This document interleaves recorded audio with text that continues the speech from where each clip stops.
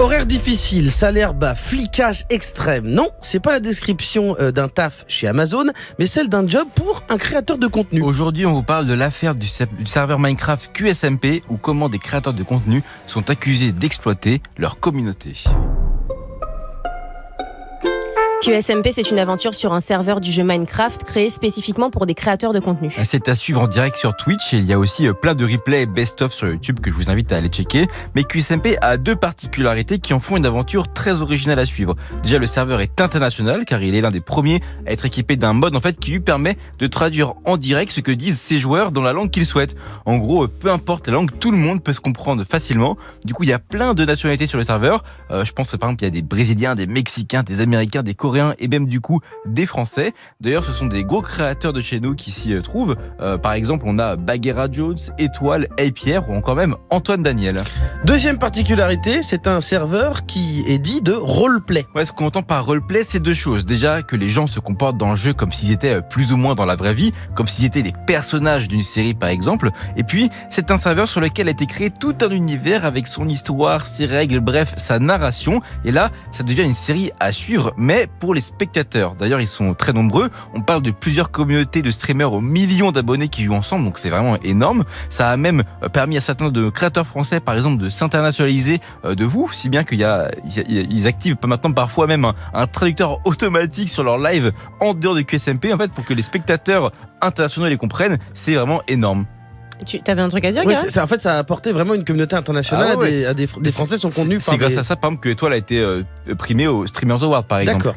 Mais ce qu'il faut savoir quand même, c'est que pour gérer un tel projet, il faut énormément de petites mains cachées dans l'ombre pour que tout fonctionne parfaitement en fait. Ouais, c'est pour ça que Quackity, l'immense streamer mexicain qui est à l'origine du projet et qui est une véritable star de Minecraft, a monté toute une équipe avec des développeurs, des administrateurs, des rédacteurs, des dessinateurs, des monteurs, même des community managers en fait pour gérer les comptes d'actualité du serveur dans chaque pays. Et il y a même des jobs aussi dans Minecraft directement avec des gens qui construisent la carte et des personnes en fait qui viennent incarner, qui sont des acteurs, qui viennent incarner des personnages qui ne sont pas les streamers au sein du jeu. C'est une organisation qui est énorme et qui demande du vrai travail avec un gros volume horaire. En fait, c'est exactement comme une énorme production Netflix sur plusieurs années.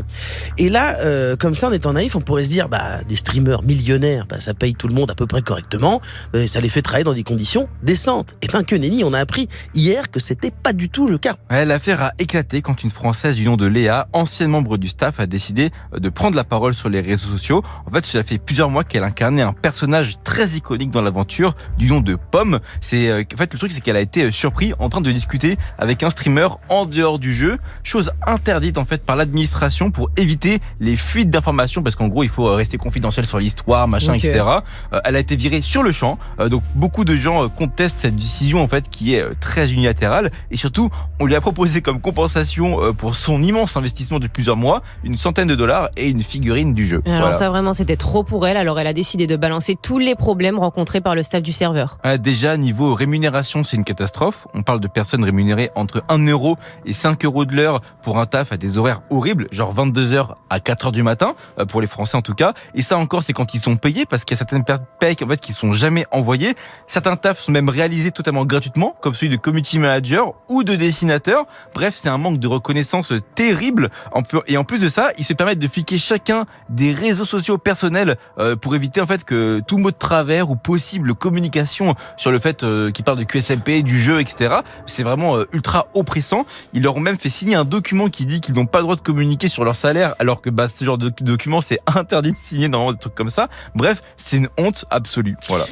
Et toutes ces révélations, ça a fait l'effet d'une bombe dans la communauté. Peu de créateurs ont réagi, mais on a quand même eu le droit à des prises de parole et des prises de position du côté des Français. Oui, parce que les Français, eux, ils gèrent pas du tout ça, quoi. Ils payent pas. Ils sont juste présents pour jouer. Ils sont invités, quoi. C'est ça, voilà. Ouais. Ils sont invités par Quackity. Donc ils étaient pas au courant. Pas du tout. Et Pierre et Antoine Daniel, du coup, ils ont chacun exprimé leur mécontentement face à cette situation. Et j'ai particulièrement envie d'ailleurs de vous passer cette prise de parole de Antoine Daniel sur le sujet. Pour ce qui est de ma part, s'il n'y a pas des changements mais drastiques, avec preuve à l'appui que ces changements drastiques ont été effectués au niveau de la gestion de QSMP, je ne reviendrai plus jamais sur ce serveur, qu'on soit bien clair. Et parce que je peux pas donner de la force à un truc qui exploite à ce point ces workers.